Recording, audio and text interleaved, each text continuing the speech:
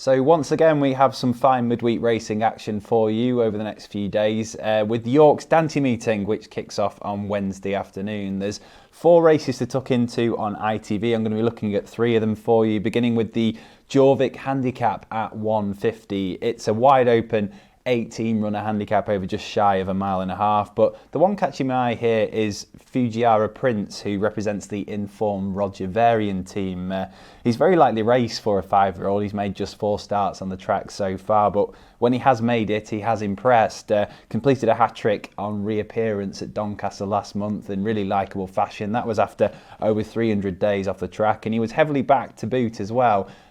For what was his handicap debut, and made light of an opening mark of 88 in no uncertain terms. Plenty to like about that. Been given a £7 penalty, but it strikes me as the type that will stay in front of the assessor for a while. Think that Fujiwara Prince can win the 150.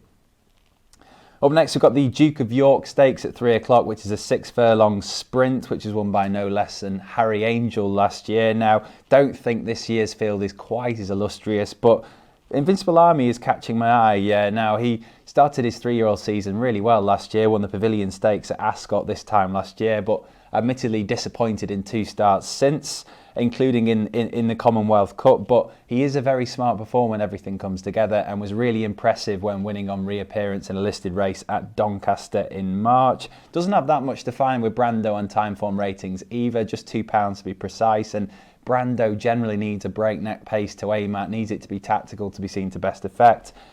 So Invincible Army is the bet here, though the improving Yafta is a big danger. And then last but not least, we have the Group 3 Musidora Stakes, which is an Oaks trial at 3:35. Now, this race hasn't produced an Epsom heroine since Sariska in 2009, but regularly throws out a smart performer, and John Gosden has dominated this race recently, saddling 5 winners since 2009. Relies on the unbeaten Francolina this time around.